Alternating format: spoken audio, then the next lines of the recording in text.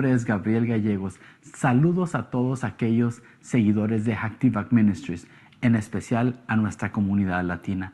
El día de hoy queremos compartir con ustedes uno de los artículos más impresionantes que podemos tener en nuestra tienda virtual. Te invitamos a que te quedes y a conocer más del modelo tridimensional del templo.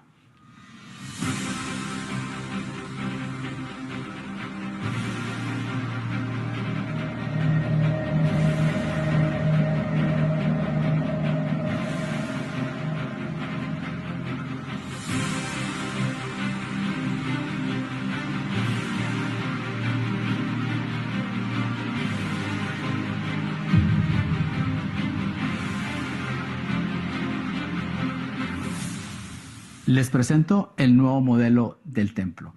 Una de las cosas adicionales que se han agregado en esta impresión es esta base donde está de una manera inclinada, 45 grados. ¿Para qué? Para que pueda enseñarse mejor a nuestra audiencia. O si usted, al igual que a mí, le gusta ponerlo de la manera tradicional y ponerlo en una superficie plana, pues también puedo hacerlo. De esta manera usted lo puede poner en su oficina o en su lugar de estudio o en su lugar de reunión. ¿Para qué? Para que la gente pueda admirar la gran maravilla de lo que se ha podido llegar a hacer. Ahora les voy a invitar a que me sigan acompañando para mirar las siguientes adiciones que se le han agregado a este nuevo modelo.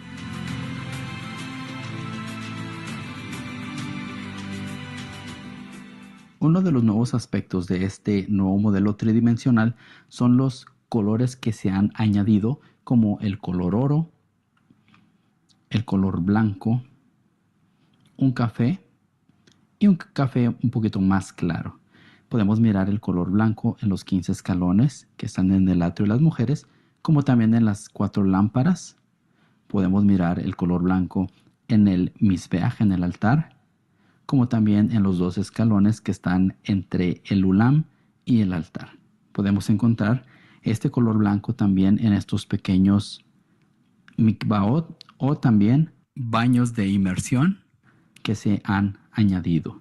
También podemos apreciar en el misbeaj, el altar, se agregaron a color las 3 fogatas y en el centro podemos encontrar de color café más claro las cenizas del altar. Otro de los buenos beneficios de este modelo es de que los edificios adicionales, el techo puede ser removido.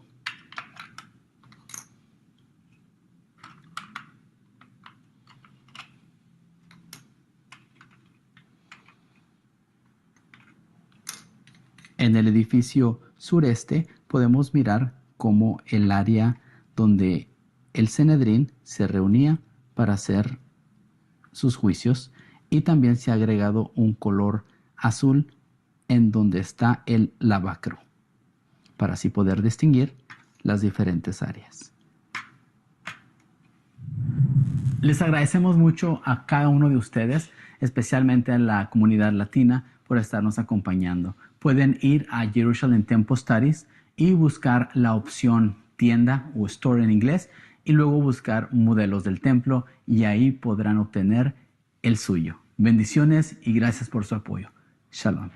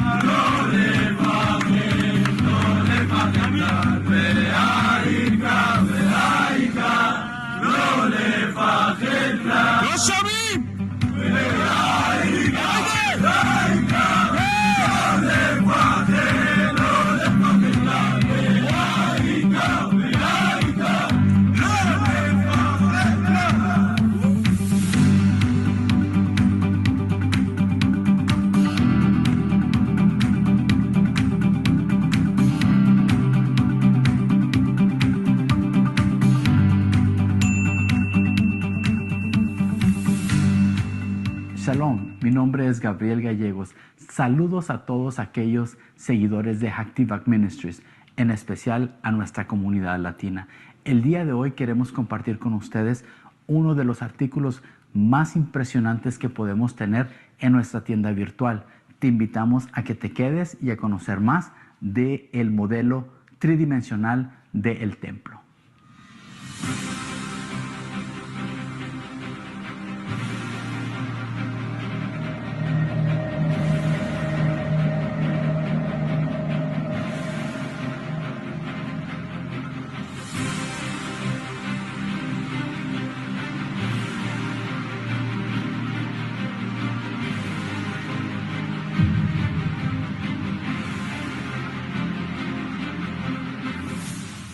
Les presento el nuevo modelo del templo. Una de las cosas adicionales que se han agregado en esta impresión es esta base donde está de una manera inclinada de 45 grados. ¿Para qué? Para que pueda enseñarse mejor a nuestra audiencia. O si usted, al igual que a mí, le gusta ponerlo de la manera tradicional y ponerlo en una superficie plana, pues también puedo hacerlo. De esta manera usted lo puede poner en su oficina o en su lugar de estudio o en su lugar de reunión. ¿Para qué? Para que la gente pueda admirar la gran maravilla de lo que se ha podido llegar a hacer.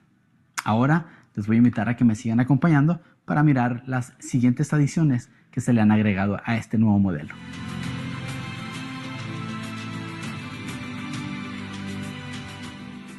Uno de los nuevos aspectos de este nuevo modelo tridimensional son los colores que se han añadido, como el color oro,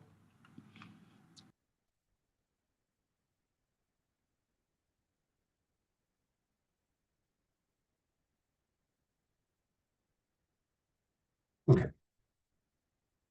All right. Shalom, everyone. Before we get started, I have several announcements to make. I want to first, I've got an urgent prayer request here, and I want to read it to you. This is from Robert Jones. And I'm going to read two. All right. My mother has been, this came in a few days ago.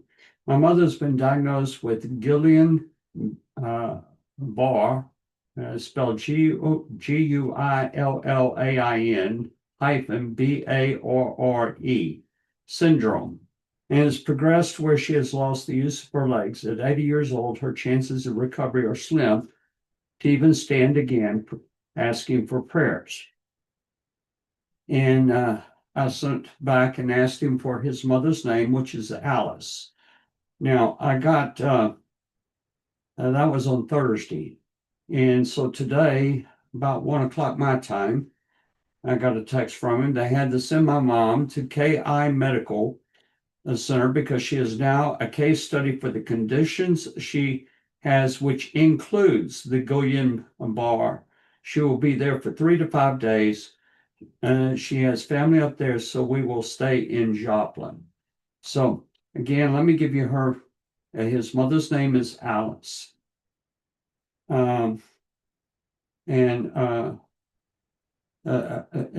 Excuse me. I don't have his mother's name. Her mother's name is Alice, okay? But if you pray the Amidah or just, in everyday prayers, please be praying for this family, okay? They've had a lot of sickness that has hit them. I talked to Grayson and Lisa Jeffords. They called me a few days ago, and I give a report on Grayson. He's doing much better. He's getting a shot daily that Lisa ministers to him, and it takes away the pain that's caused by the nerve endings. And so, but please be praying for him. Now, with time, this is supposed to begin healing itself, but to live with pain day in and day out is just really a hard thing.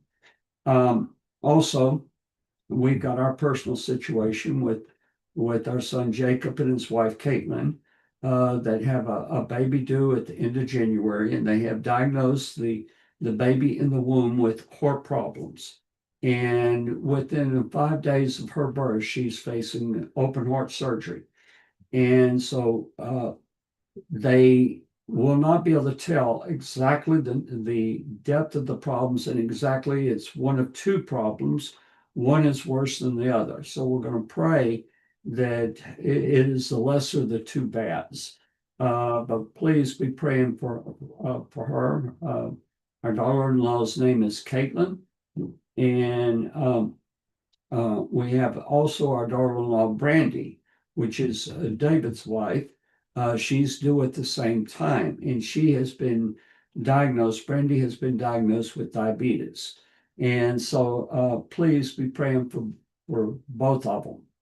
All right, now as to a message that that all of you can help us with is Gabriel Gallegos called me just a few minutes ago, and he told me to be sure to announce two things. Okay, so one is how important it is for people watching to hit the like button. Okay, so if you enjoy what you're seeing, please do it. He says you cannot imagine how much that helps us.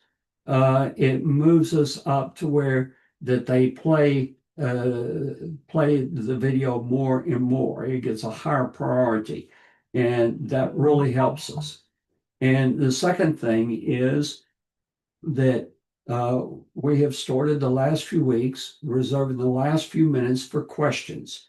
And so what you need to do is you need to type in the questions and send them in, and I'll go through and answer as many as I can.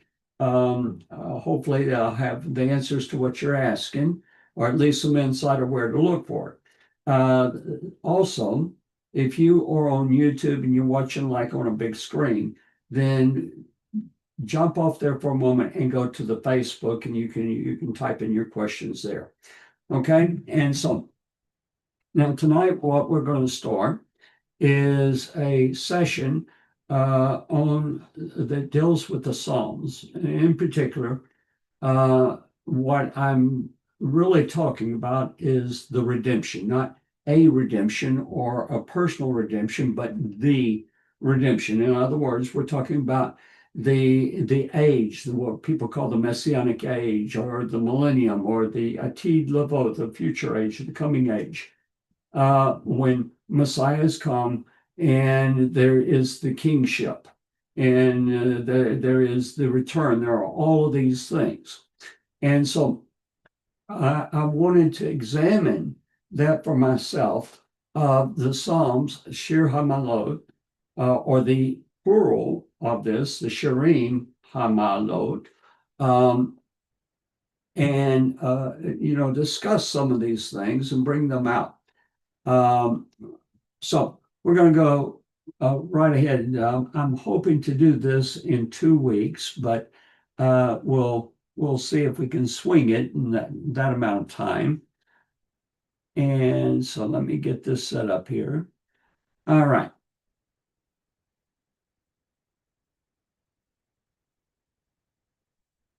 Okay, the Shirim haMaalot, the Psalms of Ascent, and the Redemption. Okay, so what we're talking about are book 5. Okay, a lot of people do not realize that the Psalms are divided into different books. There are 5 books, and these relate to the 5 books of the Torah. And let me see, I can give you these. Give me a second.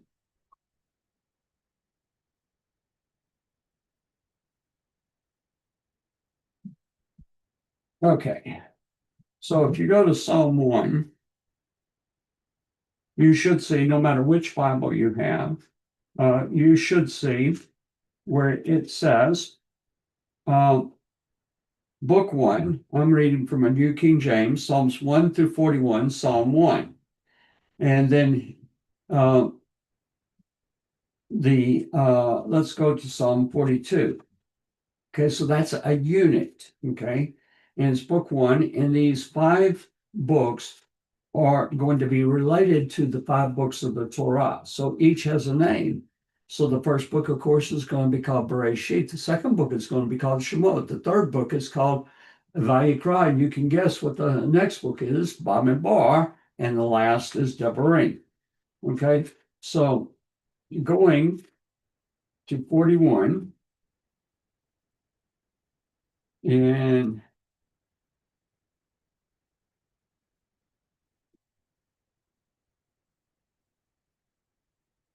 all right, 41.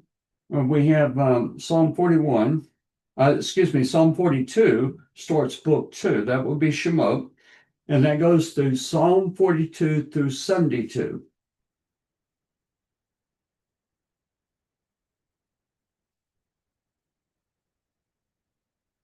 And we have book 3, which would be Vayikra. And this goes from Psalm 73 through Psalm 89. And then we have book 4 is the shortest.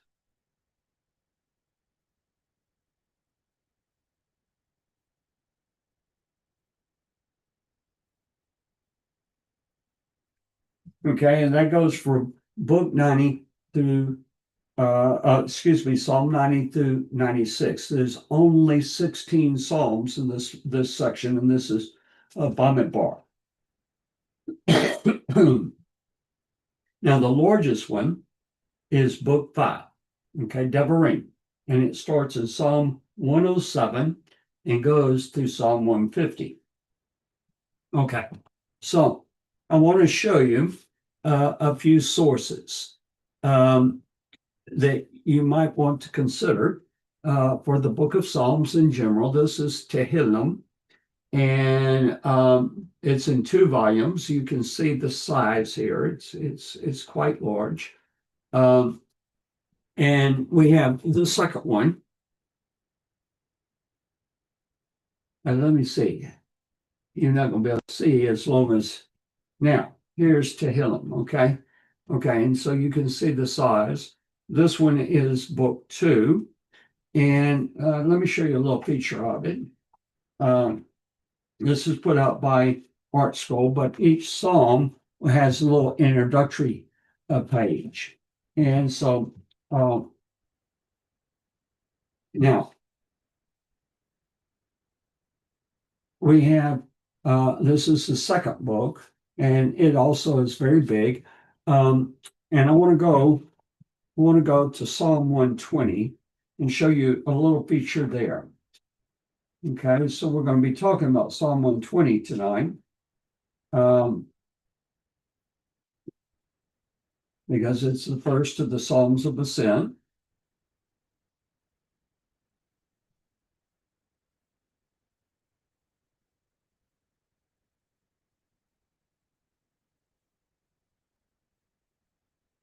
I'm going through Psalm 119 right now.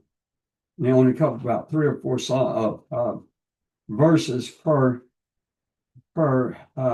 page. And here we have Psalm 120. Okay, so you'll see here it takes Psalm 120 to 134 because those are your Psalms of Ascent. Okay, and so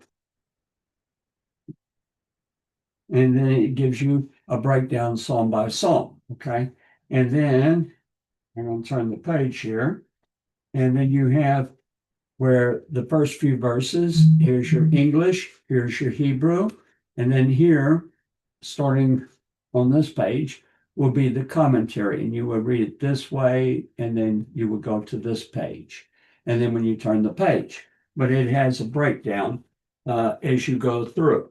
Now, I want to show you also, this is the interlinear.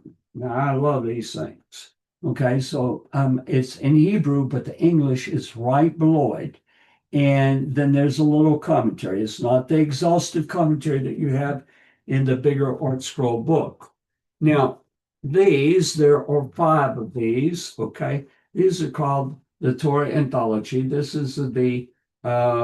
one is the Book of Tehillim, Volume 3. And so I only have 4 of them up here, but these, and I'll show you again. This was started by Rabbi Yaakov Cooley. Okay, and it's hundreds of years old. And so here, this is the commentary on Psalm 97, verse 11. And so it goes all of this page. And, I didn't pick that psalm because it had a lot of commentary. I'm just giving you a sampling of how it works. And so, and it goes to the next page and then all the way up to here. Okay, so it's pretty dramatic. And you can see, I'm going to put this here. And remember, I'm 1 volume short here, but all of that is on Tehillim. Okay, and it's a classic Sephardic work that I think that you will love. I mean, it's the kind of book. Art Scroll is very, very halakhic. Okay, very halakhic. It goes into the detail on the halakha. It is very, very heavy on midrashim.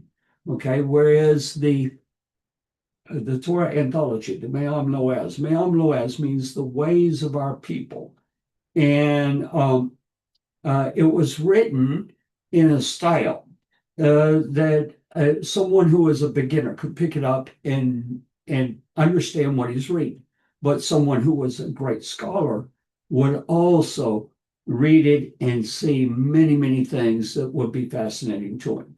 Okay. So, it's something that you don't have to be afraid of. It's something that you can go into and really, really, really experience. Now, I want to go back to the slides and I want to show some layout of book 5. Now, why book 5? To me is the most fascinating part of the Psalms, because remember, it starts in 107, and in 113 to 118 we have the Hallel, which is also called the Egyptian Hallel.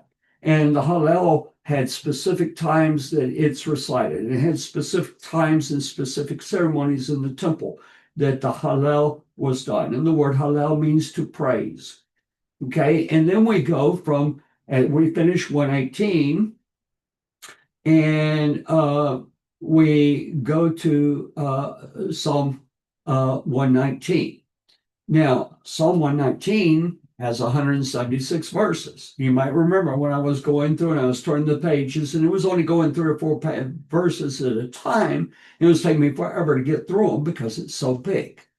But it has 22 sections, and there are 8 verses in each section. A verse in Hebrew is called a pasuk, and a chapter is called a perek.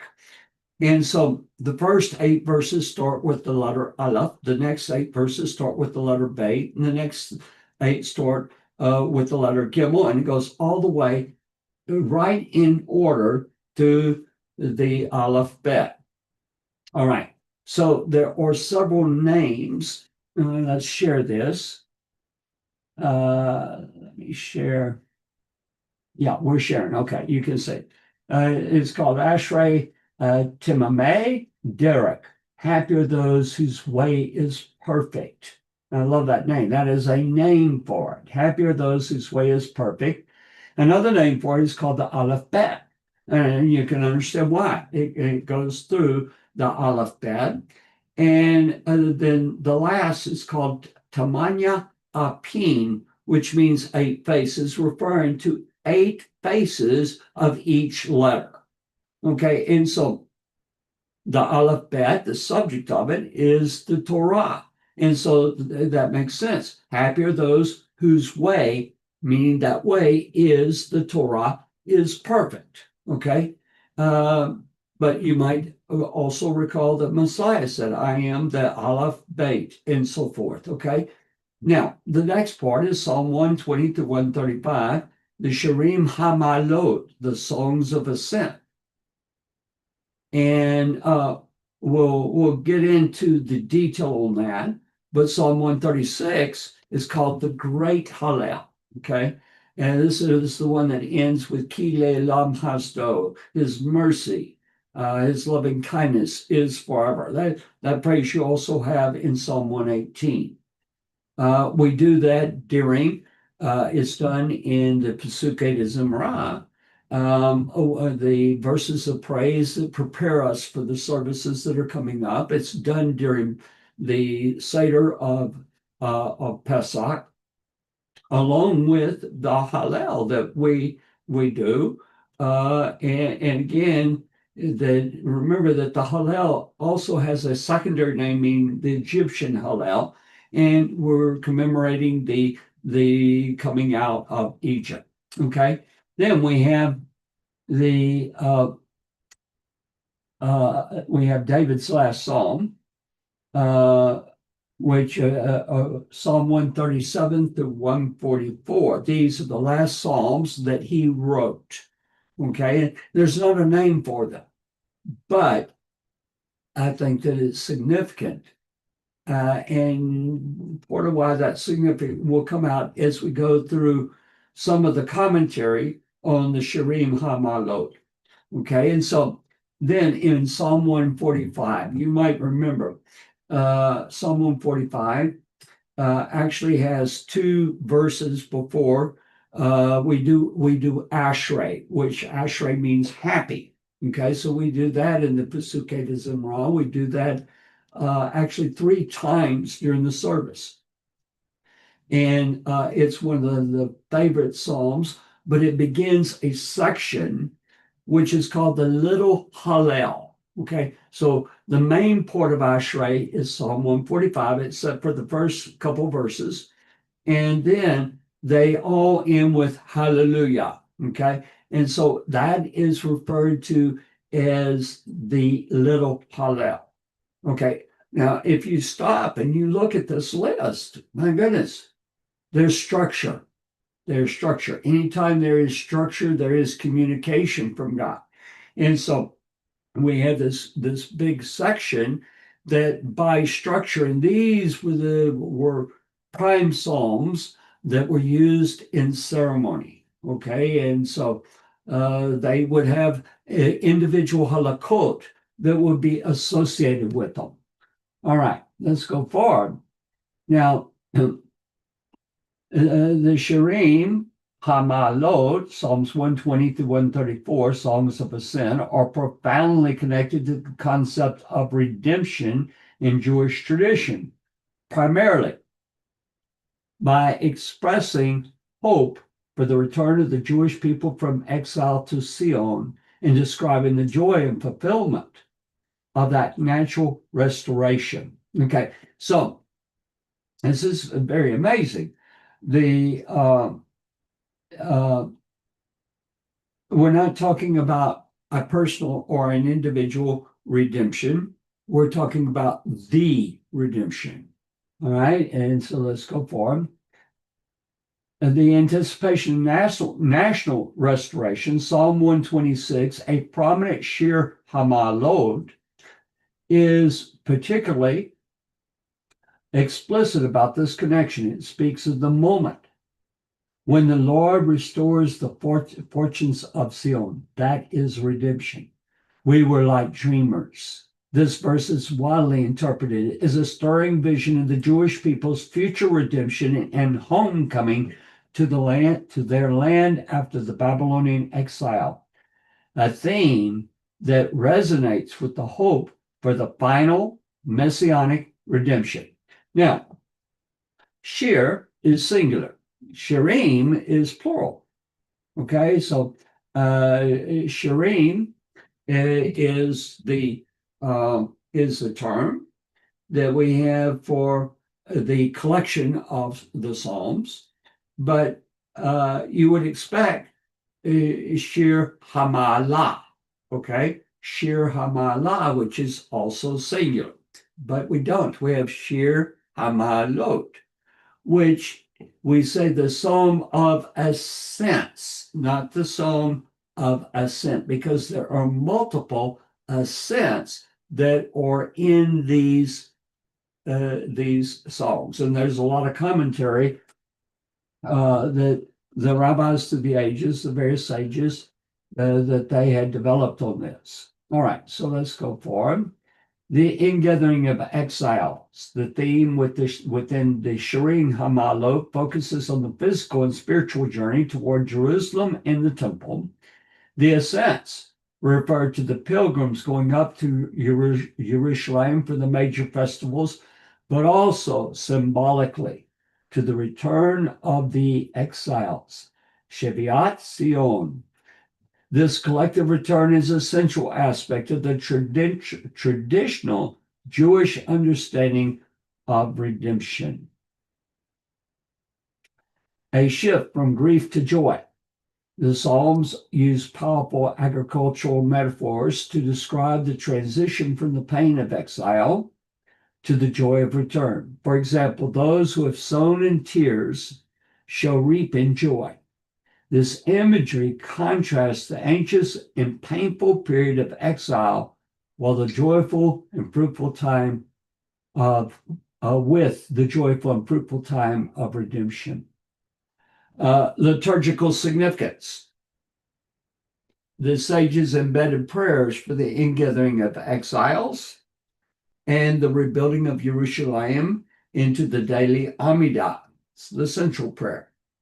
The recitation of Shir haMaalot, specifically Psalm 126, before the grace after meals, the Birkat HaMazon, on Shabbat and festivals serves as a constant reminder and active anticipation of the future redemption. Now,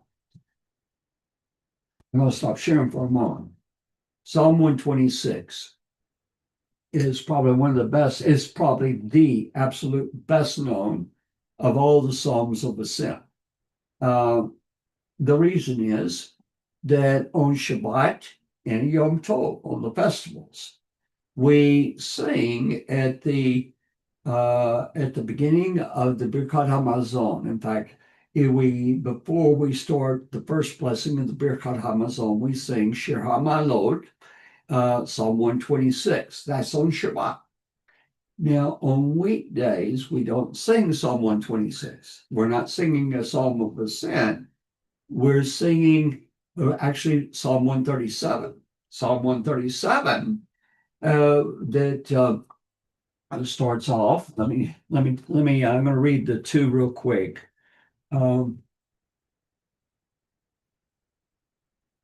Okay, so Psalm 126 says, a song of ascents, when the Lord brought back the captivity of Sion, we were like those who dream. Then our mouth was filled with laughter, and our tongue was singing. Then they sang among the nations, the Lord has done great things for them. The Lord has done great things for us, whereof we are glad. Bring back our captivity, O Lord, as the streams in the Negev. Okay, the Negev is the southern desert. Those who sow in tears shall reap in joy. He who continually goes forth weeping, bearing seed for sowing, shall doubtless come again with rejoicing, bringing his sheaves with him. Okay, and if you are not from or haven't been into the desert regions, that is where when the rains are up in the mountains, the water comes down to the canyons and it comes like a flood. It's very dangerous. During the rainy season, people frequently drown, but that is the illusion that God has given, is that the return of the people will be like that volume.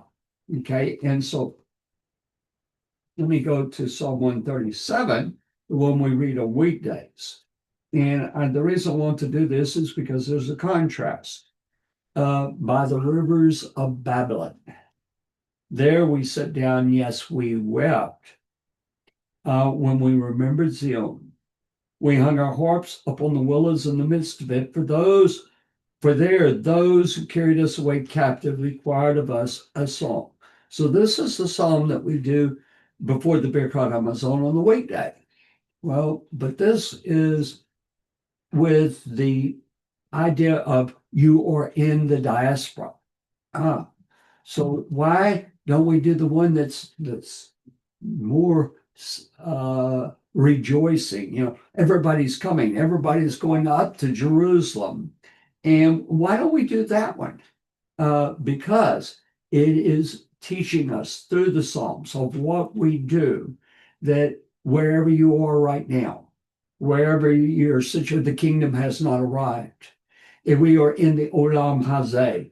And so on Shabbat, we sing of the kingdom because Shabbat is a picture of the kingdom. Okay, so let's go back to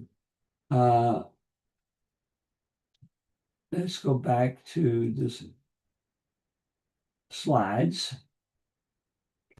And all right.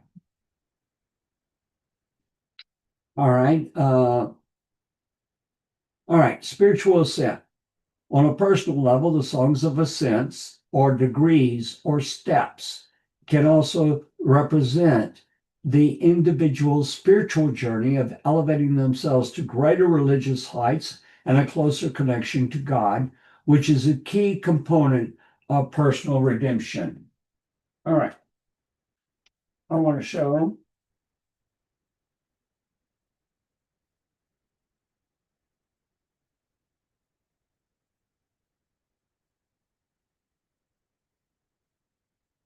Here,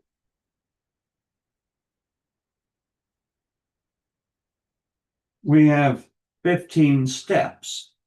We have 15 Psalms of Ascent. Okay. This is going from the court of the women, okay, the Ezrat Nashim, to up into the Azarah. Okay. And so the 15 steps. But here, I want to point these out. There are 12 steps here. These are called the 12 haMaalot. Now, in the morning, before dawn, there is a cry from the Geber, from the crier. And the Geber cries, and he does a threefold cry, okay? And he calls for the Kohanim to go to the haMaalot, to the steps, okay? And so we have Shir haMaalot, they're like steps, but it's not just steps, it's steps that we climb, okay? Steps that we are climbing, we are ascending. And so as we sing, we are to physically, spiritually, mentally, we're to have in our mind, we're ascending to Hashem, okay? We're ascending to Hashem. With, in the back of our mind, we have the picture of the kingdom. It's not just, years ago, I did a thing for History Channel for a show called The Naked Archaeologist, Simko Jacobovich. And I was talking to him about the temple buildings and everything. And he said, wait. He stopped me. And he said, wait a second, it seems like you can see these buildings as you're talking. And I said, of course I can. I mean, it changes because we get better information, but I can visualize that holy temple. I can visualize the streams in the south, the people flowing towards God's holy temple. And then what I want to do is I don't want to just watch it. I want to join with them. I want to be in that ascent as we're going up. That's why the Psalms of Ascent are so energizing as we go through. All right. Now, if you're wondering where this material came from, I'm going to confess it came from AI. I decided to try it out and I asked it a question, said, describe the Shir haMaalot and redemption. And so this is what it basically gave me. And so, all right. So going to the next slide, in essence, the Shirim haMaalot are hymns of hope that bridge historical redemptions like the return from Babylon. Okay, now that's why I want to read to you Psalm 137, because we are all in a diaspora. We're in Galut. Even Jews living in Israel that have made Aliyah, that have returned to the land, are still waiting on the final redemption, with the yearning for the final ultimate redemption, both national and personal. The psalmist composed 15 hymns, Psalms 120 through 134, entitled Shir haMaalot, a Song of Ascent. Maharal of Prague wrote Giverot Hashem, chapter 59, explains the special significance of the number 15 in Jewish thought. Now, I'm going to add to a few of these that came up in the AI. But here, Isaiah declared, Beit Hashem Zur HaOlamim. With the name of Yah, Hashem fashioned the worlds, Isaiah 26:4.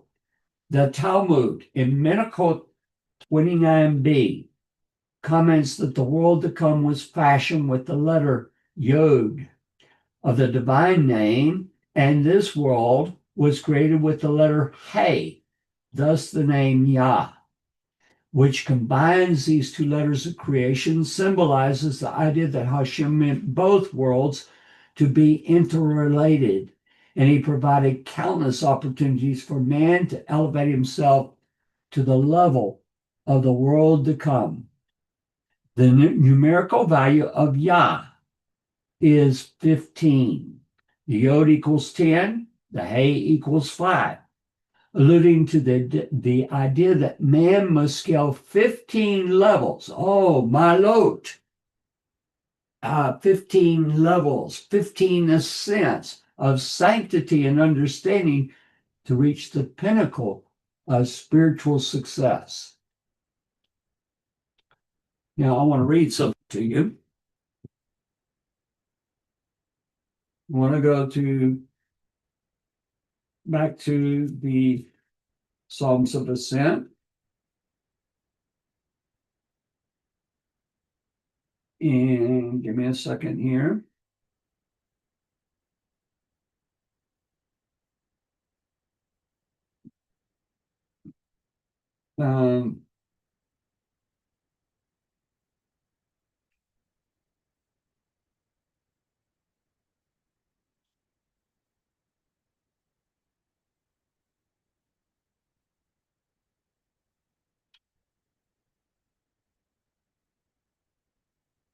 Yes, Psalm 122. Okay, so this is I'm going to read the first few verses here. We'll actually be doing this psalm later this evening. A Song of Ascents of David. I was glad when they said to me, let us go into the house of the Lord. Our feet have been standing within your gates, O Jerusalem. I've told the story about that. We'll do that again when we get to the psalm. But it says Jerusalem is built together, is built as a city that is compact together. We read that out of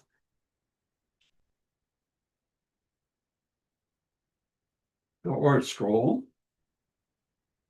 Just curious, I want to see if it's worded different.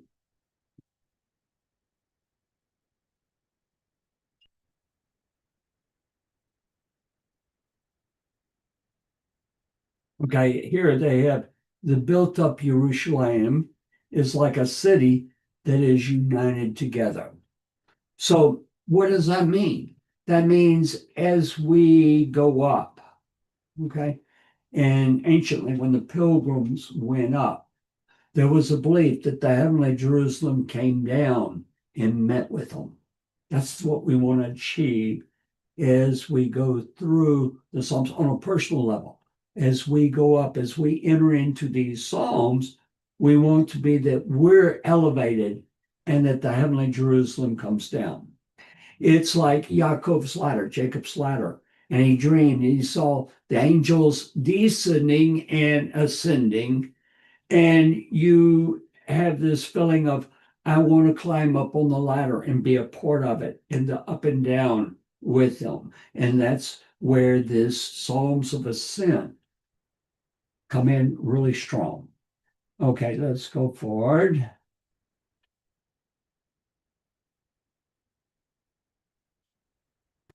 All right. So the number 15, representing various spiritual levels, appears in Jewish thought, liturgy, and ritual. For instance, in the monthly lunar renewal, which symbolizes man's aspiration for spiritual rejuvenation and growth, the moon reaches its full size on the 15th day of the cycle. The light of Jewish faith began with Abraham. David, whose name David has a numerical value of 14. Dalet equals 4, Vav equals 6. And then we have, uh, and so you have another 4 in there. I left that out. Okay, so that equals 14. So David, the Dalet equals 4, the Vav equals 6, and then the final Dalet equals 14.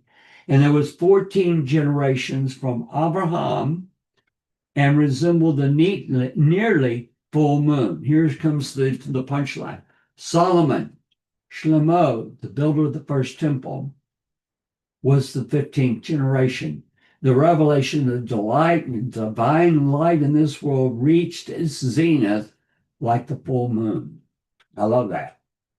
Accordingly, the Kaddish formula, which glorifies God's name in the world, includes 15 expressions of praise. And this is developed by a sage that was codenamed Ravine. A set of 15 praises are found as well in the prayers Yishtabach, Shimcho, Emet, Veyatiz, Yosef, Telot. By the way, that's going to be out the Shema service. Yosef Telot notes 3 times in Scripture that the number 15 figures prominently. Number 1, the lifespans of the 3 patriarchs overlap for 15 years. And during those years, when all 3 were alive, their joint presence brought special blessings to the world. Number 2, there are 15 words in Genesis 28:11, which recounts Yaakov's encounter with the future site of the temple. He took from the stones of the place, this is the dream, this is where the ladder is. He took from the stones of the place which he arranged around his head. The stone described there was the Eben Shetiyah, the foundation stone, which marked the site of David's future excavations of the temple foundation. There are 15 words in the Birkat Kohanim, the priestly blessing. This is Numbers 6, 24, 26. This is the Lord bless you and keep you. The Lord make his face shine upon you and be gracious to you. The Lord give you shalom.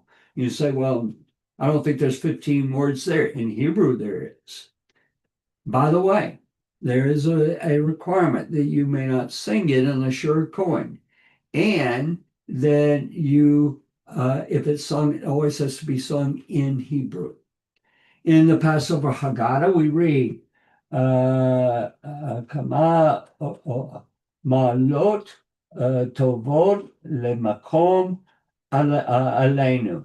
How many good favors, or literally ascents, did the omnipresent provide for us? The Haggadah proceeds to describe 15 strips from the depths of Egyptian bondage to the heights of revelation.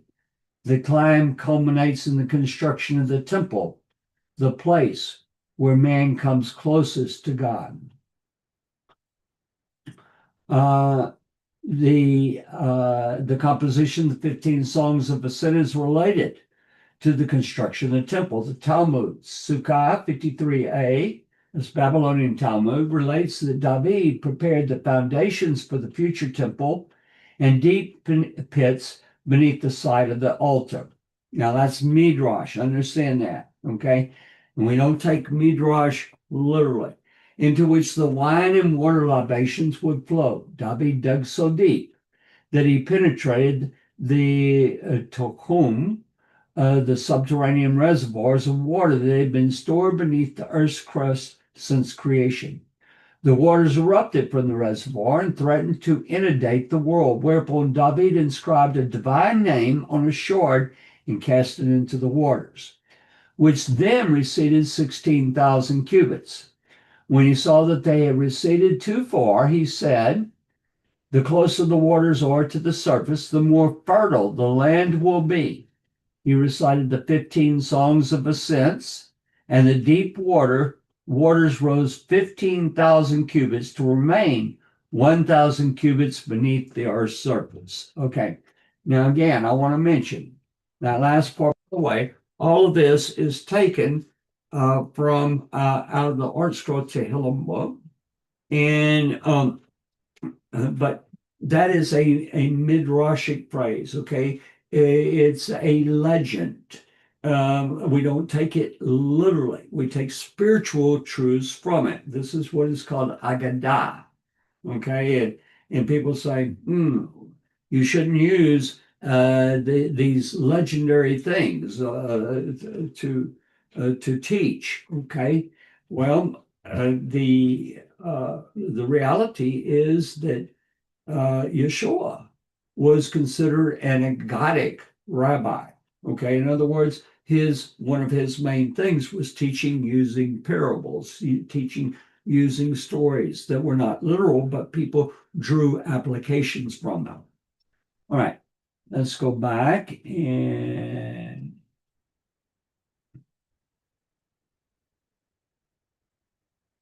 all right. In Yaakov to Makot 11a. Okay, Makot is going to be in Seder Nezikim. It used to be a part of the tractate Sanhedrin. Okay, Makot means stripes. It comes right after the tractate Sanhedrin, but its penalties is basically what it does. It explains that the temple was intended to be a microcosm of the world, permeated by the divine spirit. The process of constructing it paralleled the 6 days of creation when God's spirit permeated the world. Originally, water covered the entire surface of the earth. Now, that's true. You've read that. Later, it was contained within the seas and the vast watery depths, but was positioned so as to promote the flourishing of vegetation. And it references you to Genesis 1:9 to 11, which says that water came up from the earth. What David did at the time of establishing the temple's foundation reenacted the primeval containment of the waters. Now, let me give a little commentary here. We have in creation, in the chapters of creation, as we get to chapter 3, in chapter 2, we're told that Abraham worked in the garden, but he didn't have sweat on his brow. Literally, what we believe is that he tended the garden and he would say to a tree, grow, and the tree would grow. He would say, produce fruit, and it would produce fruit. Now, it's very interesting because the very words that are used there are words that are used directly associated with the temple service and the temple work, the malachot that was done by the Kohanim. Okay, and so the temple itself is seen as the Garden of Eden. As I mentioned, water came up from the ground and watered all the plants. They had no rain, not until we have Noah's flood, and then the earth is changed. Earth is changed, but we're promised in the end. We have numbers of places that we have this promise. It's going to be in the book of Ezekiel chapter 47. It's going to be in Zechariah chapter 14. We have passages in the book of Isaiah. We have passages in the book of Yoel, major passages in Yoel, that the earth is going to once again have water that flows all over the earth, and wherever it goes, water, the water brings life. It heals the seas. It does all types of things. It's talking about the Messianic kingdom. And so the fact that we have 15 steps, or the 15 Psalms of Ascent, that these are the very number 15 is going to be ascribed to David, whose gematria means 14. But David was restricted from building the temple. He couldn't build the temple. It went to the 15th, which was the 15th in generations, Shlomo, to build the temple. But in the temple, there is this promise that the earth will return back to the way it was when it was created. Man will return back to the way that man was created. And that's what all of this midrashim is basically about. And it's saying in the temple. And so these things are the hidden messages as we go into Shir haMaalot. All right. We're going to stop and we will go on a short break. And let me get everything kind of set up here. We'll be back in just a few minutes.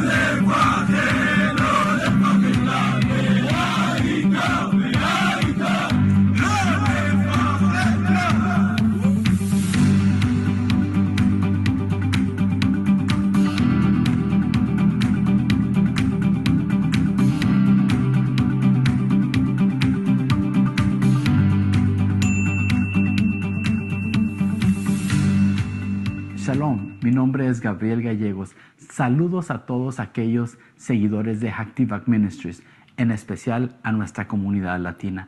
El día de hoy queremos compartir con ustedes uno de los artículos más impresionantes que podemos tener en nuestra tienda virtual. Te invitamos a que te quedes y a conocer más del modelo tridimensional del templo.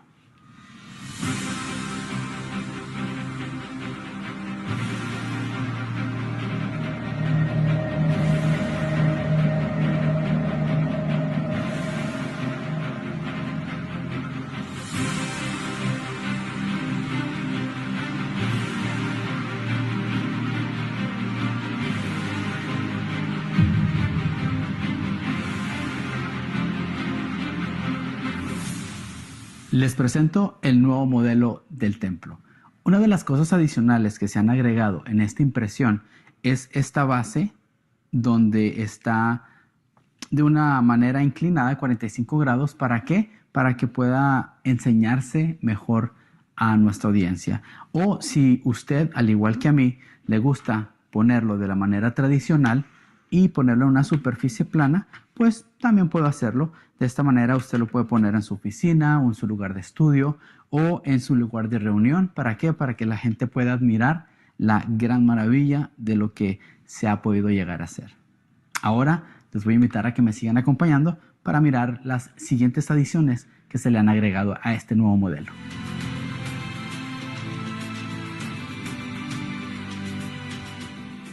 Uno de los nuevos aspectos de este nuevo modelo tridimensional son los colores que se han añadido, como el color oro, el color blanco, un café y un café un poquito más claro. Podemos mirar el color blanco en los 15 escalones que están en el atrio de las mujeres, como también en las 4 lámparas. Podemos mirar el color blanco en el misbeach, en el altar, como también en los 2 escalones que están entre el ulam y el altar. Podemos encontrar este color blanco también en estos pequeños mikvaot o también baños de inmersión que se han añadido. También podemos apreciar en el misbeach, el altar, se agregaron a color las 3 fogatas y en el centro podemos encontrar de color café más claro las cenizas del altar. Otro de los buenos beneficios de este modelo es de que los edificios adicionales, el techo puede ser removido.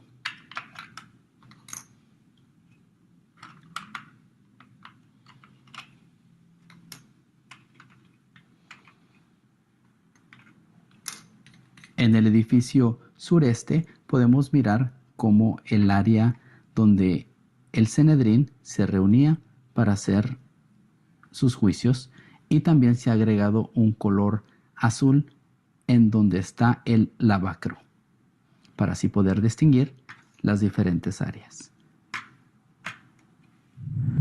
Les agradecemos mucho a cada uno de ustedes, especialmente a la comunidad latina, por estarnos acompañando. Pueden ir a Jerusalem Temple Studies y buscar la opción tienda o store en inglés y luego buscar modelos del templo y ahí podrán obtener el suyo. Bendiciones y gracias por su apoyo. Shalom.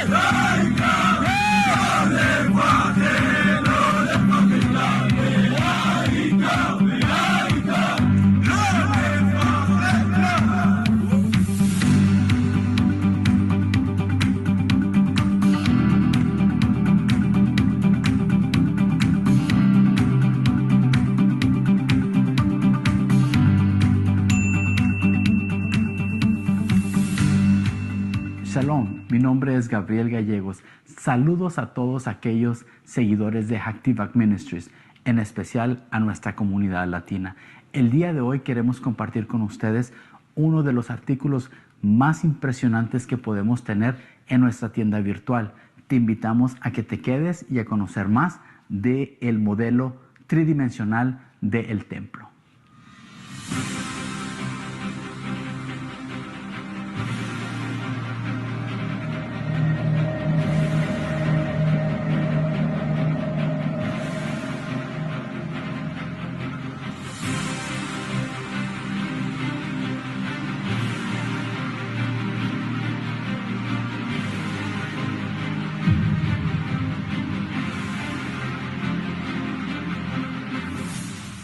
Les presento el nuevo modelo del templo.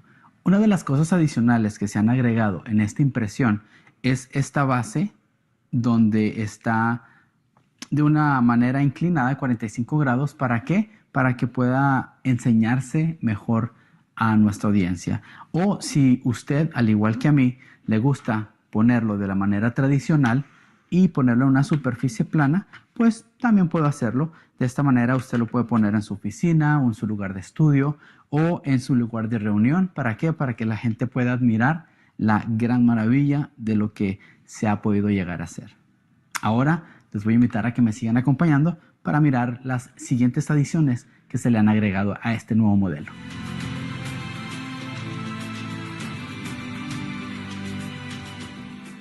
Uno de los nuevos aspectos de este nuevo modelo tridimensional son los colores que se han añadido, como el color oro, el color blanco, un café y un café un poquito más claro.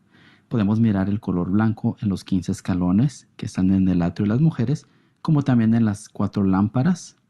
Podemos mirar el color blanco en el misbeach, en el altar, como también en los 2 escalones que están entre el ulam y el altar. Podemos encontrar este color blanco también en estos pequeños mikvaot o también baños de inmersión que se han añadido. También podemos apreciar en el misbeach, el altar, se agregaron a color las 3 fogatas y en el centro podemos encontrar de color café más claro las cenizas del altar. Otro de los buenos beneficios de este modelo es de que los edificios adicionales, el techo puede ser removido.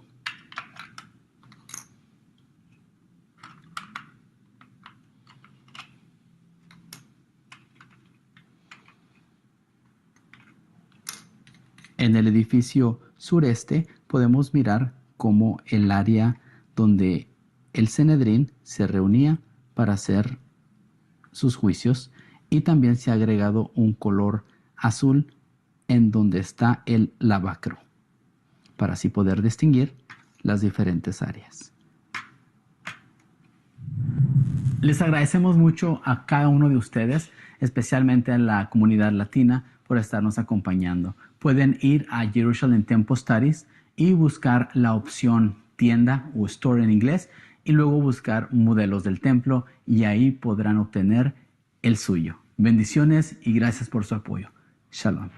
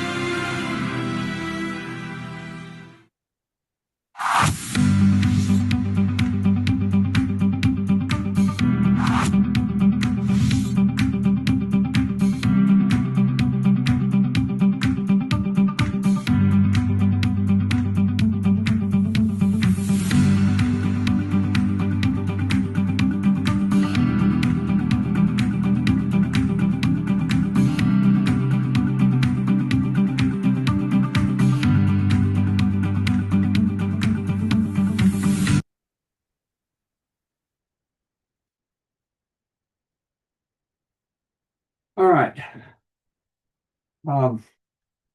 I understand that there was some problem that when I began doing announcements that it kind of lagged or whatever.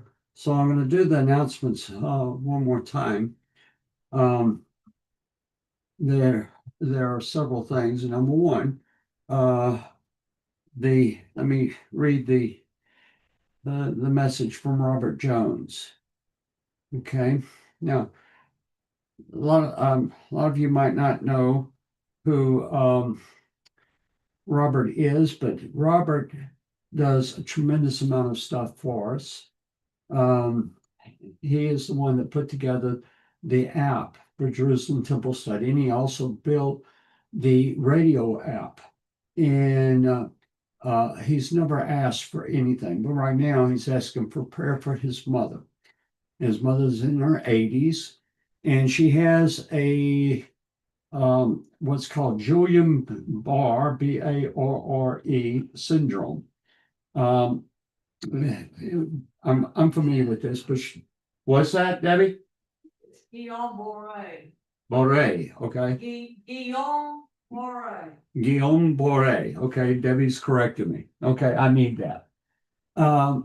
But she's lost the use of her legs, and they were concerned that at her age that she might not ever recover that. Okay, and so that was as of last Thursday that he sent that to me. I sent him a text and asked him what's his mother's name. I failed to ask, what his mother's name was. He sent that. He sent that her mother's name is Alice, but I don't have her name. But he sent a text today about noon my time, a little bit after, about 1. They had to send my mom to KI Medical Center because she is now a case study for the conditions she has, which include the Guillain-Barré. I'm sure I slaughtered that. She'll be there for 3 to 5 days. She has family up there, so we will be staying in Joplin. This is a situation that we need to be praying about. Okay. I also gave a report on Grayson Jeffers. Continue your prayer for him. He's doing much better, but please continue to pray. And these nerve endings need to heal. And but so far he's cancer free, and we praise God on that. Also, we have a personal situation that um, our son and his wife, our son Jacob and his wife Caitlin. She's pregnant. She's due at the end of January, and they have detected that the baby has a heart condition. And they there are several different heart conditions that it could be, and they will not be able to determine that completely until the baby's born and they do some scans. But she's at the very least facing open heart surgery within about 5 days. And depending on which of the two, it could be one or the other. One is much more serious. It might involve multiple operations. So please be praying that the baby will be able to be delivered um, uh, successfully, and that it's the least of the two, and that the doctors have skill in diagnosing and performing whatever needs to be performed. Then we have a second baby due at the same time, grandbaby, from David and his wife Brandy, and Brandy has been diagnosed with diabetes, and so we've got concerns on both of them. We really appreciate your prayers. Now, um, a good friend of mine from years gone back, Rabbi Emmanuel Fishman. You might know him as the head of Torah Educational Software. And I talked to him the other day, and he told me he was going to Israel. So he left yesterday and should be there today. And he's going to carry some prayers for us to the Kotel. And Edgar Ramos arrived in Israel on Monday. And today he was going up into the um, into Shomron to film the bakery and so forth, to do interviews up there. Please be praying that that's very, very successful in everything he does, and that God gives them a special protection. Edgar's having to rent a car and drive, and he's kind of nervous doing that in Israel. But one last announcement is that if all of you, if you're enjoying what you're hearing, please hit the like button. Gabriel Gallegos, who does a tremendous amount for us, he said, you don't have any idea how much that helps us. It pushes us up. The more likes we get. So if you would, please do that if you are enjoying what you're saying, and think about sharing it with others.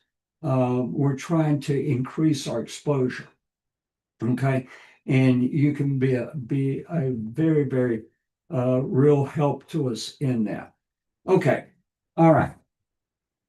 So let's, I want to correct something I said. At one point, I had that the Psalms of Ascent were 120 to 135. They're 120 through 134. Psalm 135, let me read to you what it says here. On 135, this is, of course, Thomas Nelson publishes this New King James, and it says, praise to God in creation and redemption.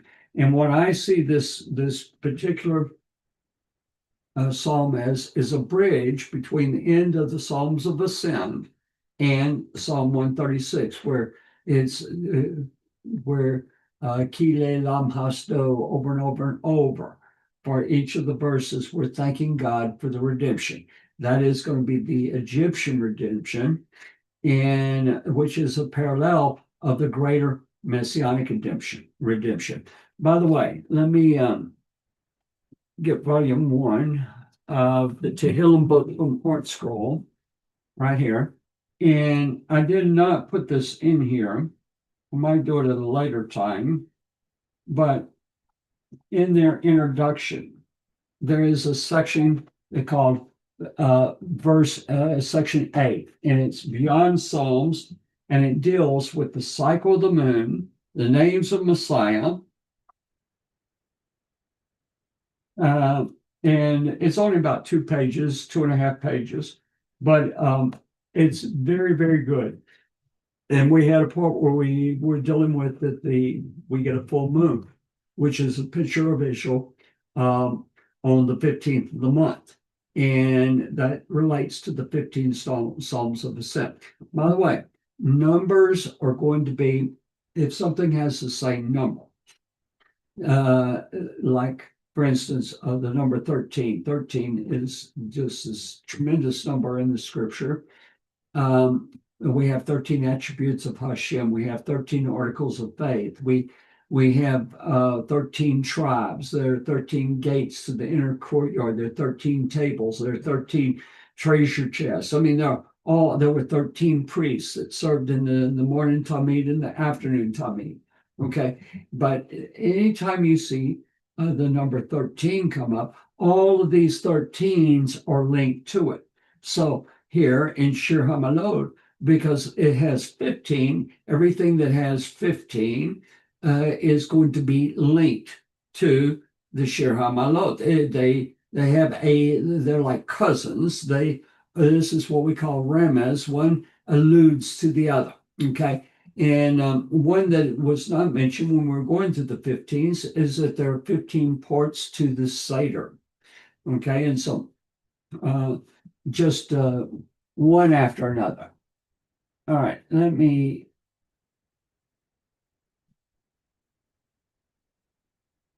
right, let me get the slides.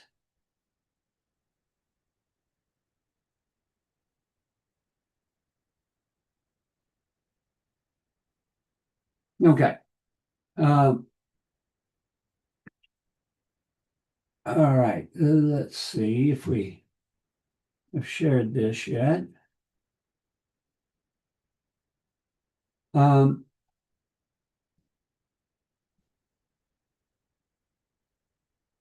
All right, I believe that we did this. We talked about the waters that came out. Let me read a couple of that. I want to go to the book of Ezekiel, chapter 47. And all right, then he brought me back to the door of the temple, and there was water flowing from under the threshold of the temple toward the east. For the front of the temple faced east. The water was flowing from under the right side of the temple, south of the altar. He brought me out by the way of the north gate and led me around to the outside, to the outer gateway that faces east, and there was water running out on the right side. Then, when the man went out to the east with the line in his hand, he measured 1,000 cubits. He brought me through the waters. The water came up to my ankles.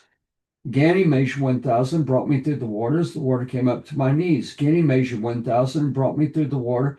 The water came up to my waist. And he measured 1,000, and it was a river that I could not cross, for the water was too deep, water in which one must swim, a river that could not be crossed. He said to me, Son of man, have you seen this?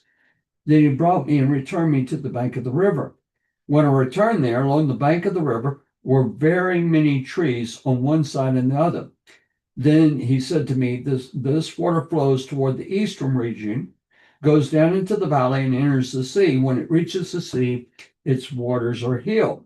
And it shall be that every living thing that moves, wherever the rivers go, will live. There will be a very great multitude of fish because these waters go there, for they will be healed, and everything will live wherever the river goes. And it goes on. Now, why is that important? Because the redemption is a return to the start.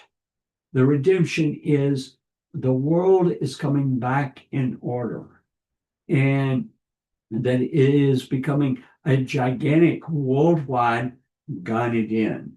Okay. And that is an underlying theme of the Psalms of Ascent. Now, before we go, let me see, I want to just check. Well, we'll go ahead and do this, and then I'll go into that. All right. So, the general title, Songs of Ascent, is understood in several ways by the commentators. This is all from the Art Scroll. These psalms were sung by the Levites, the Leviim in the temple, in the 15 steps leading from the women's courtyard to the courtyard of the Israelites. The ascents refer to the 15 1,000 cubic degrees by which David raised the waters after they had sunk deep into the earth's core. So the term describes the kind of musical arrangement used in playing and singing these psalms. Its author is not named because these psalms were given as a divinely inspired source of comfort to Jews suffering exile, lacking hope and power. They can find joy in these songs of praise. This was a comment by Rav Saji Gaon and quoted by Ibn Ezra.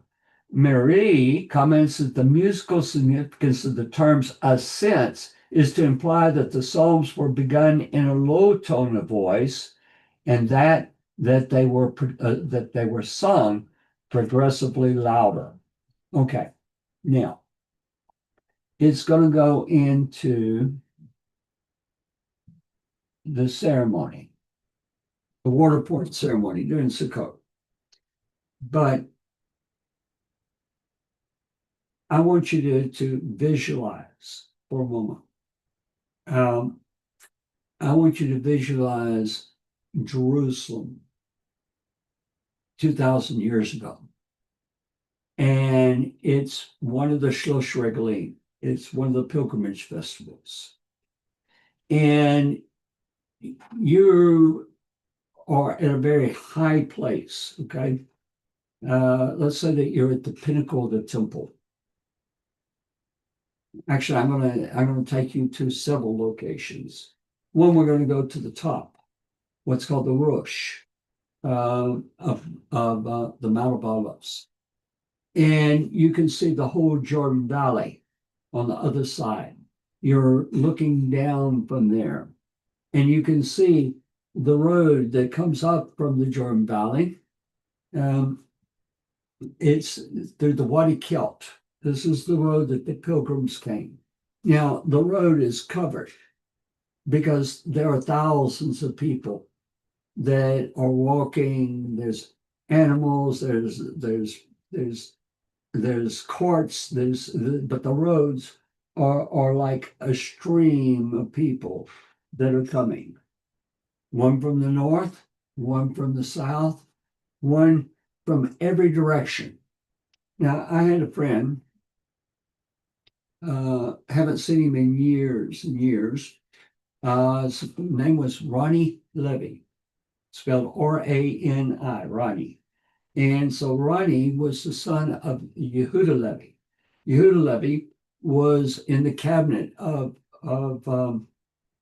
Menachem Begin. And he actually called me one time on a thing. But Ronnie, I met Ronnie in 1993. And Gila Trebich brought him to my hotel room to introduce me to him. And so she said, Ronnie's got a story to tell. At the time, Yitzhak Shamir, Yitzhak Rabin, was the prime minister.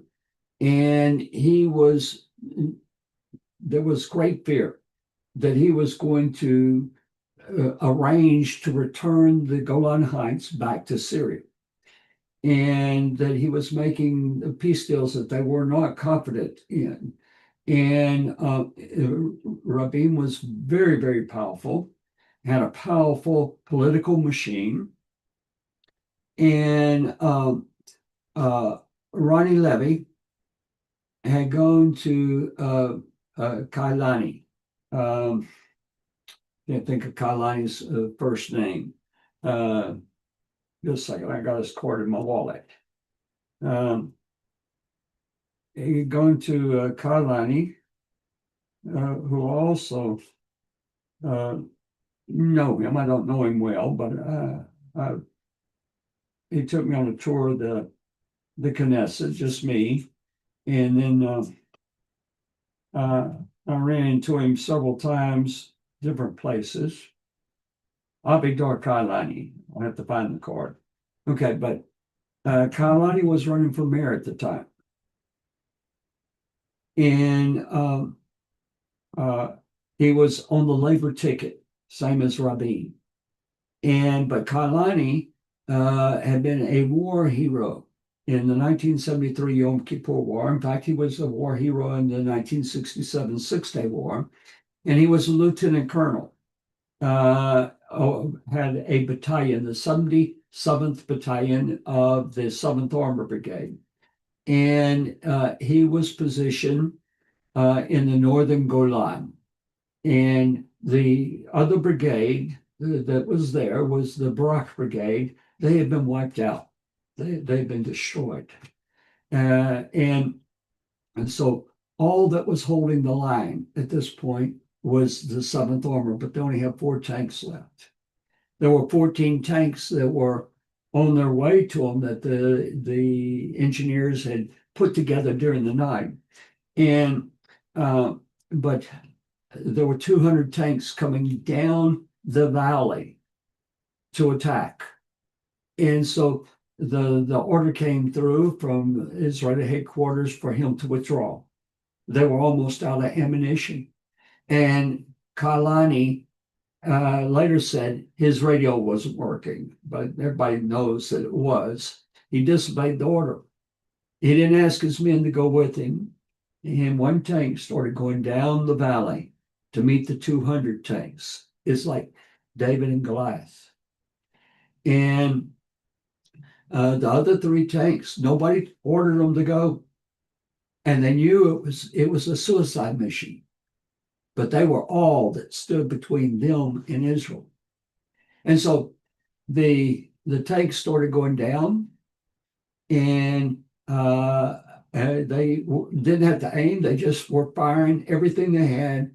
And all of a sudden, the 14 tanks came over the ridge, and it was the turning point of the war. The Syrians turned around and they ran.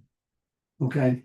Well, Ronnie Levy came this was in 1992. He came to Kailani's house in Tel Aviv. And he knocked on the door, and Kailani answered. And so Kailani didn't recognize him, even though he had seen him as a boy numbers of times. He didn't recognize him. He said, "Who are you and what do you want?" And he said, "Well, I want permission to eat the meal." Yom Kippur was almost upon him. The meal before Yom Kippur here with your family. And Kailani said, "You're crazy. Eat at your own home." And he said, "I can't. I don't have enough time." And he says, "What do you mean?" He says, "Well, we're going to keep the fast for Yom Kippur on your front lawn." And he said, "You're crazy." And so Ronnie said, "How can you stand silent when the Golan Heights, which you and your men, where were you 20 years before?" This was in 1993. I met him in 1994. Okay. Where were you in 20 years before on Yom Kippur? He was on the Golan Heights with 4 tanks and 200 tanks coming down the way.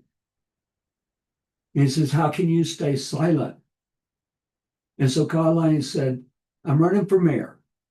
As soon as the election's over, whether I win or lose, I will take a stand."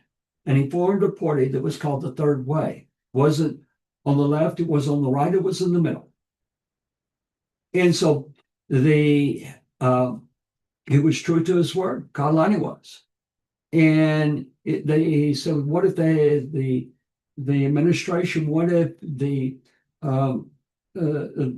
prime minister's administration destroys you?" He says, "Then I'll retire. I have a rocking chair." But every politician that joined with Kailani, the Rabin administration attacked, and the support for him was falling. And so they held a fast at Gamla. And at Gamla back then, only Israelis went there. This is the mountain where 9,000 died when they were fighting the Romans. And so at Gamla, they started the fast, and they said they were going to fast past Yom Kippur till a change was made, till they had assurances that the Golan Heights was not going to be given away. And so it's hot out there. And so they fasted. And everybody but a doctor and a few people, there were I think 13 of them that were up there on that hill, and everybody left because they went home to go to the fast, to participate in the fast. And they thought, well, nobody's going to come after Yom Kippur is over because they're all going to eat. They're going to eat, and they're tired from the fast, and it might be tomorrow before we see anyone. And it got dark. And they saw headlights in the distance.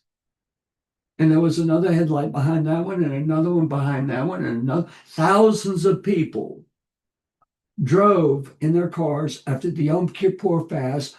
They could see from coming from every direction, and they were coming up to Gamla to stand with them, to say, "We're with you." And it was powerful. It was powerful. And lo and behold, after days, the Rabin government capitulated, and they gave an announcement that they would not negotiate the Golan Heights without a referendum vote, that they overwhelmingly had to win. That's what I picture when I go into Shir haMaalot. I see the streams of people going to the Holy Temple, and they're singing these songs as they go. and they're singing about the redemption that will come. Okay, so, all right. So here we're told that they sang, and it got louder and got louder as they sang. Let me get the slides back up. I spent so long telling the story, I'm going to run short on time. All right. In Messianic times, all ingathered Jews will sing their own individual praises to God. Since no two people are alike, the songs of some will excel those of others. In other words, some will ascend to higher levels of spirituality. These psalms are dedicated to the Jews' mission and aspiration to ascend to even higher degrees of holiness. That's Rob Samson Raphael Hirsch. These 15 psalms played a central role in a particularly festive aspect of the Sukkot festival. On each morning of Sukkot, a special libation of water was poured on the altar as part of the daily burnt offering, the Tamid service. This was unique to Sukkot. For all the libations of the year were of wine exclusively. The water was drawn daily from the Shiloach, a freshwater spring near the Temple Mount. The drawing of the water and its delivery to the temple was done with immense pomp, celebrations, and public participation.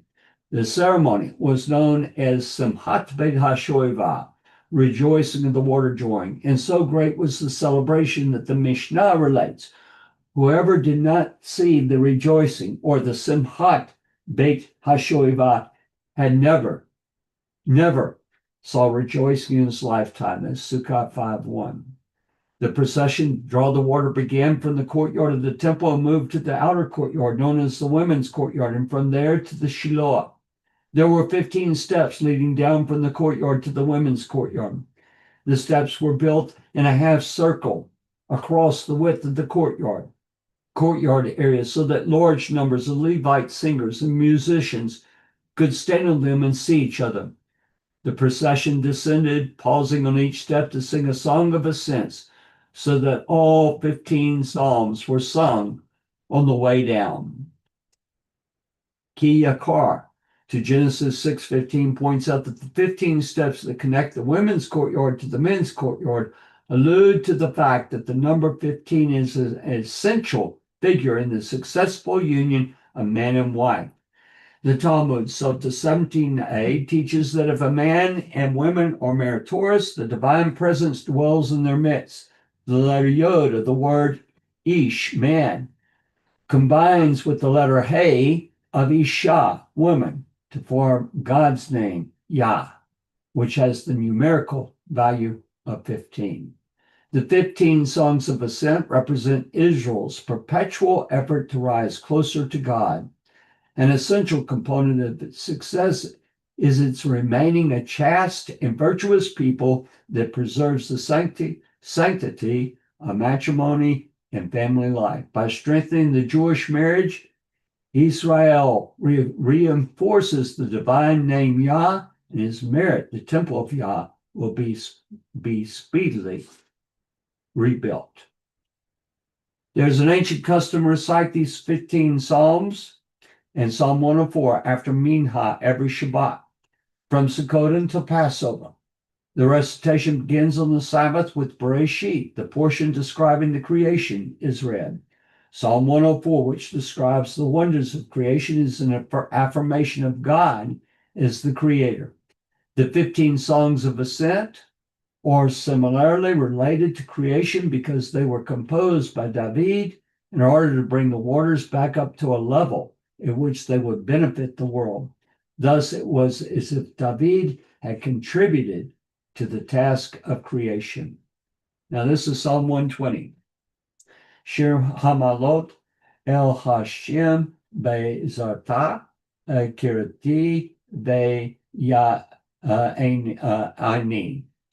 A haMaalot poem, or a haMaalot psalm, a song of ascent. In my distress, I cried to the Lord, and he heard me. Deliver my soul, O Lord, from lying lips, from a deceitful tongue. What shall be given to thee, or what shall be done to thee, thou false tongue? Sharp arrows of the mighty with coals of the broom tree. Woe is me that I sojourn in Meshech. Okay, so here's the word Meshech right here. Okay, that I dwell in the tents of Kedar. This is Kedar.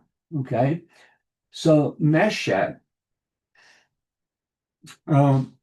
is very interesting. I want to read you a little comment on that. The tents of Kedar are going to be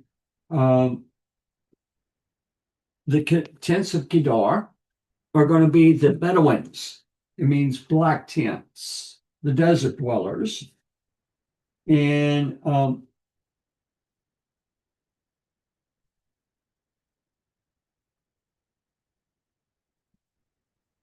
right. Woe to me for my, this is the Art Scroll translation. Woe to me for my drawn out sojourn in this drawn out sojourn. The psalmist bemoans the long current exile of the Jewish people. Whoa. Now I could read that I sojourn in Meshech. Ravital Ha Zofati interprets this as a continuation of the metaphor of the sharp arrows of slander in the preceding verse. You saw that? Let's go back. Okay, so now basically what you want to picture is this is the state of Jews in the Galut. Deliver my soul, Lord, from lying lips, from a deceitful tongue. Imagine you're in New York City right now. You're Jewish. You've got your synagogue that you go to, but there's protesters outside. There's politicians that are saying that whatever about the Jewish people, about Israel, and they'll say, "Oh, we're not anti-Semitic. We're anti-Israel. We're anti-Bibi. We're anti-this." Okay. Bottom line is that from a deceitful tongue. What shall be given to thee? What shall be done to thee? Thou false tongue. Sharp arrows. That's the comments that are being made. That is the anti-Semitism with coals of the broom tree.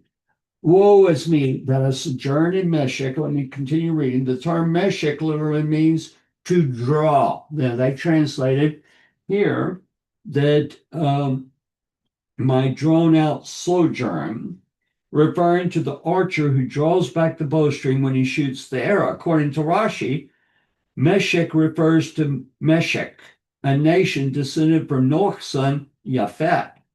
Oh, son of man, set your face against Gog of the land of Meshech and Tubal. Genesis 10:2 inserts a general reference to the descendants of Japhet, such as Persia and Greece, amongst whom the Jews were exiled. Thus, the verse implies, woe unto me that I suffer incessant exile, for as one exile ends, a second one begins, the wandering Jew. The Talmud of Avodah Zarah 9b states that in the Second Commonwealth, the Jews were under Persian rule for the first 34 years, after which they suffered for 180 years under despots, espousing the Greek culture. Midrash Shoker Tov enlarges upon the idea that Meshech describes the exile, based on the verse in Isaiah 18:7, which describes the captive Jews as Am mi Meshech u Morat, a nation carried away and despoiled. Thus the verse suggests, woe unto me, for I've been carried from Babylon to Media, from Media to Greece, and from Greece to Edom. Ibn Ezra cites the opinion of the historian Josephus ben Gurion, Josephus, who says that Meshech refers to the inhabitants of Tuscany in Italy, which was the home of the ancient Romans. Rome is the symbol of Esau, Israel's most hostile captor in exile. Midrash Shoker Tov says that the tactics of Edom, Rome, resemble those of the bowman. The Senate sits in Rome and writes evil decrees which affect its subjects live thousands of miles away. Kind of reminds me of the United Nations. Kind of reminds me of the president of Spain. Oh, and the leader of Turkey. And I could go through the list of all the ones that are coming out and saying right and left, including news commentators, Tucker Carlson and many more. And so, wow, I didn't realize all this was here. My soul has long dealt with haters of peace. I am a man of peace, but when I speak, they are for war. So, Psalm 126, the return from the Galut, the diaspora, a haMaalot poem, a song of ascent. When the Lord brought back the captive of Sion, we were like men in a dream. Then was our mouth filled with laughter, and our tongue was singing. Then they said among the nations, the Lord has done great things for them. And then, okay, so it says that here's Bagoim among the nations, okay? Hagil, or Higdil, Hashem ve'asot im ele. The Lord has done great things for them. That's not the Jewish people. The nations are saying that. Well, right now, we have a dividing of the sheep and the wolves. We have the good fish and the bad fish. We have the wheat and the tares. Everything's being separated. If you're for God, you will be for Israel. Because God has never divorced Israel. God has made promises to Abraham, Isaac, Yaakov, and these promises were given to Israel. And God is faithful. And so there are people like the people that are watching, I hope every one of you, that are going to get the truth on Israel. They're not going to be absorbed by the lies, the errors that are coming out from news media, podcasts, but they're going to stand, and they stand firm with Israel. Okay? And so we're the ones that our job is to say the Lord has done great things for them, among them. And then the response is the Lord has done great things for us. We are glad. Okay? And that right now there is a spiritual revival that is going on in Israel. But those that are standing with Israel, Hashem knows who they are, and the Jewish people know who they are. All right.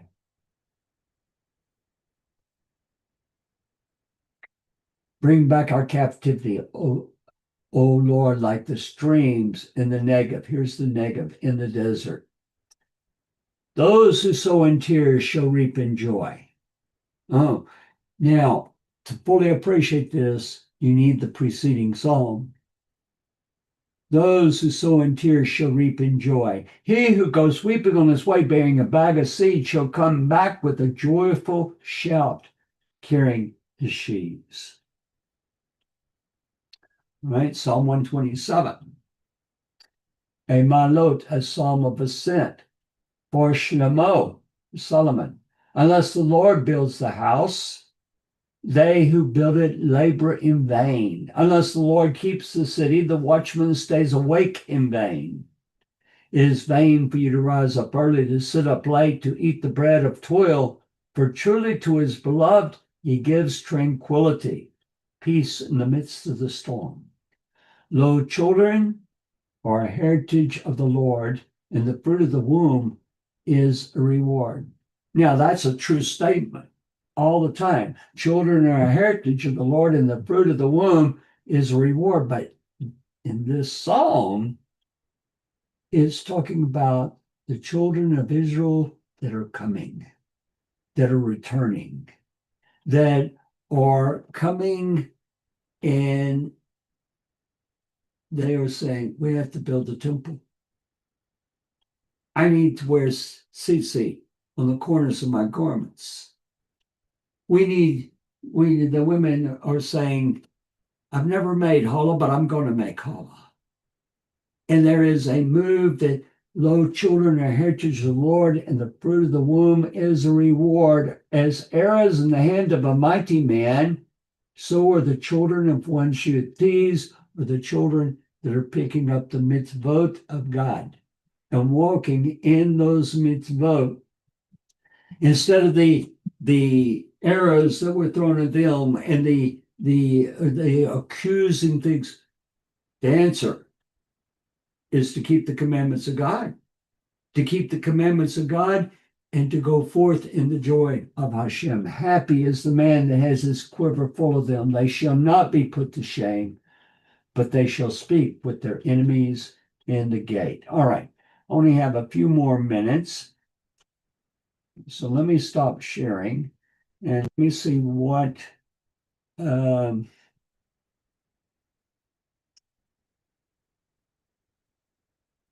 I got to.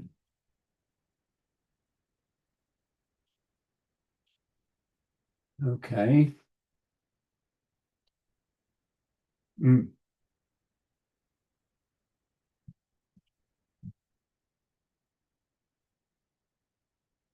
All right. Let me check and see what kind of questions have come in.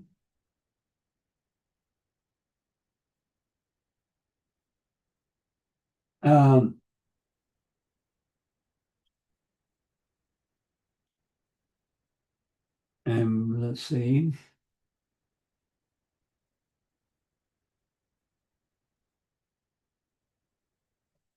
Other people saying shalom from all over.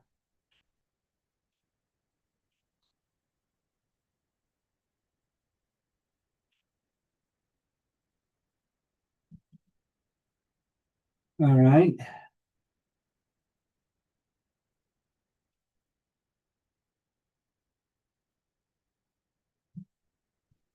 Okay, Betty Brush says, I never noticed this about books of the Psalms. Okay, the art scroll books called Tehillim, 2 volumes. There is an art scroll in linear on Tehillim.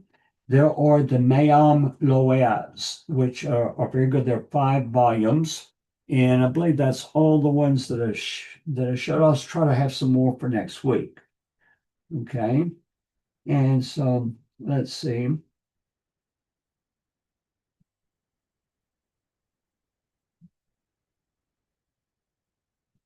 Okay, Teresa Anderson says, I use Chat GPT in my Torah study. It saves me a lot of time. I put together Bible study. It saves me a lot of time. I can edit it if I want. It's a way to be more effective because we're so busy. Yes, but be sure to check out, make sure the information is correct. All right. Haven't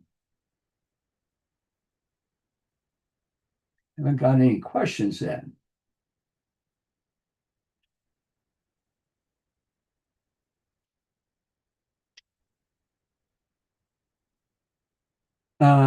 Okay, here's a comment. It all fits really well. This is from Numenar 122b. 15 ties in seamlessly. How much do we consider anachronistic or written specifically for continuity?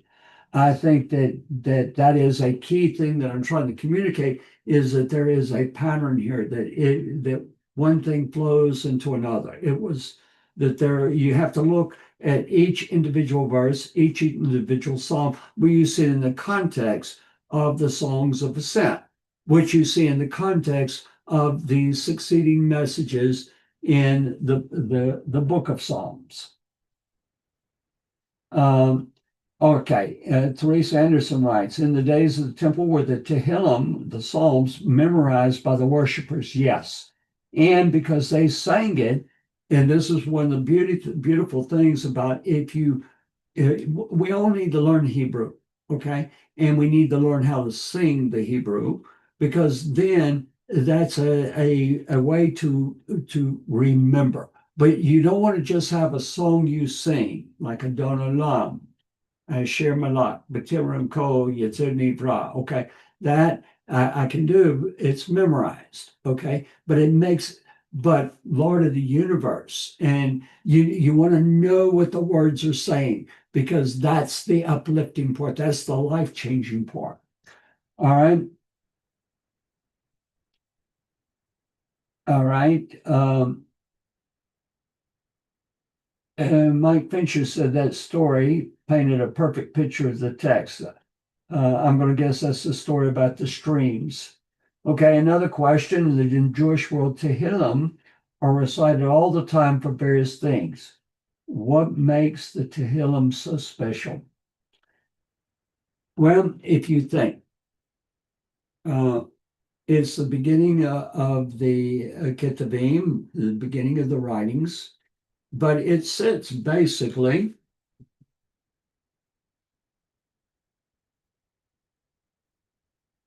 This is a stone Tanakh, and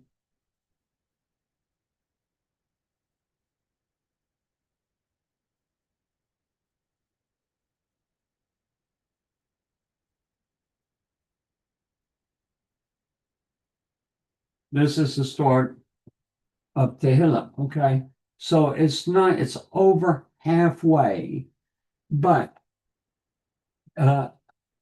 I would say that everything from creation is going to rise up and it finds its peak. We're ascending up to Hashem. And it's in the praises, it's in the Psalms, it's in all of these things that it tells the future, but it deals with every one of us can identify with the verses in the Psalm. There are things that just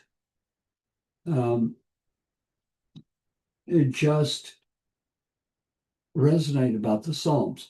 I have a movie that is one of my favorites, and it's an Israeli movie, and it's in Hebrew, and it has English subtitles, and it's called The Wedding Plan. And it was produced by an Orthodox woman. She produced, directed it, and it tells the story of a young woman that is wanting a husband. And she doesn't want just any husband, she wants a husband from God. And there's this scene where this man have walked through, she's sitting in a lobby, and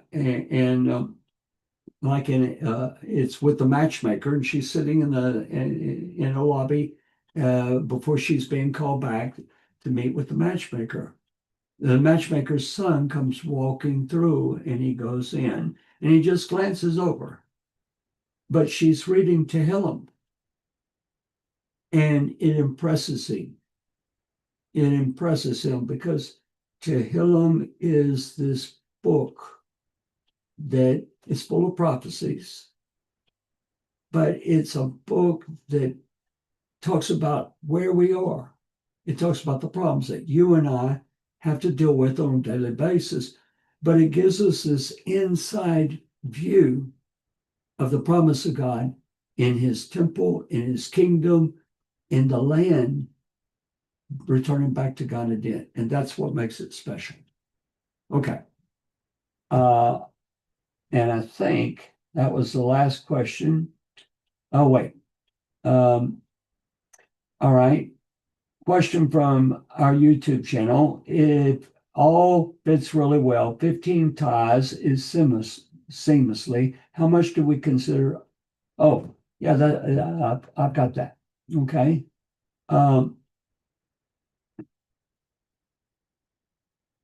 I think I already spoke about this, the continuity, the sequencing of the Psalms and the sequencing of where everything is. That is one of the keys to understanding. Rabbi Foreman and thank God for Rabbi Foreman. He has fantastic teachings, Alpha Beta. But one of the things that he always deals with is look for the chiasms, look for the center, find the things. Everything is arranged in an order. Okay. And the big word, if you don't know this word, you want to know it, is Seder. The Seder means, hey, okay, everything's good, but there is order in the scriptures, the way things are laid out. And that's why you need a Tanakh. That's why you need to see the Hebrew. That's why all of these things. And that's why I did such a long introduction on this, is because there is an order. And you have to see that order. And it has everything to deal with how we receive the Psalms of Ascent and how we employ them. All right. Thank y'all. If y'all would hit like again, and uh, may you have a great and wonderful Thanksgiving. Shalom, everyone.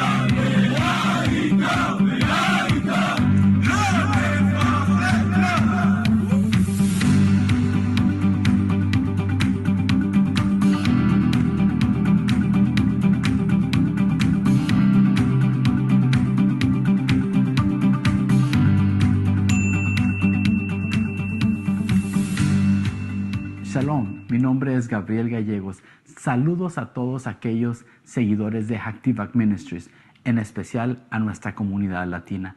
El día de hoy queremos compartir con ustedes uno de los artículos más impresionantes que podemos tener en nuestra tienda virtual. Te invitamos a que te quedes y a conocer más del modelo tridimensional del templo.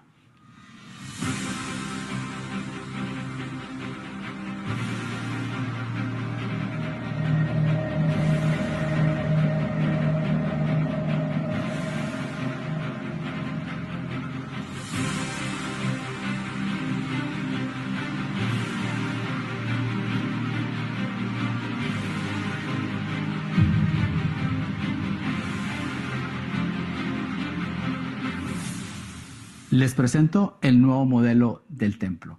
Una de las cosas adicionales que se han agregado en esta impresión es esta base donde está de una manera inclinada de 45 grados. ¿Para qué? Para que pueda enseñarse mejor a nuestra audiencia.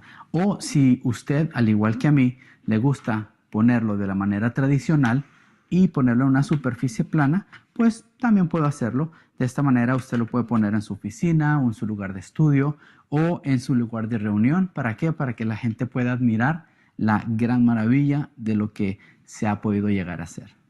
Ahora les voy a invitar a que me sigan acompañando para mirar las siguientes adiciones que se le han agregado a este nuevo modelo.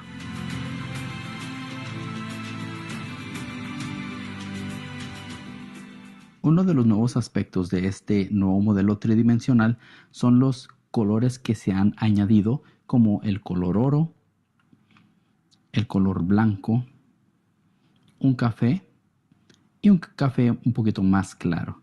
Podemos mirar el color blanco en los 15 escalones que están en el atrio de las mujeres, como también en las 4 lámparas. Podemos mirar el color blanco en el misbeach, en el altar, como también en los 2 escalones que están entre el ulam y el altar. Podemos encontrar este color blanco también en estos pequeños mikvaot o también baños de inmersión que se han añadido. También podemos apreciar en el misbeach, el altar, se agregaron a color las 3 fogatas y en el centro podemos encontrar de color café más claro las cenizas del altar. Otro de los buenos beneficios de este modelo es de que los edificios adicionales, el techo puede ser removido.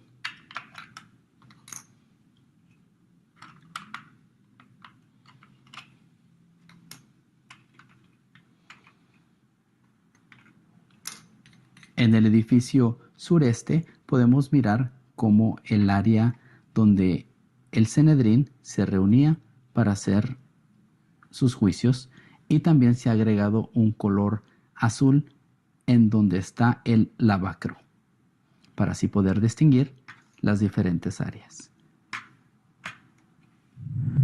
Les agradecemos mucho a cada uno de ustedes, especialmente a la comunidad latina, por estarnos acompañando. Pueden ir a Jerusalem Temple Studies y buscar la opción tienda o store en inglés y luego buscar modelos del templo y ahí podrán obtener el suyo. Bendiciones y gracias por su apoyo.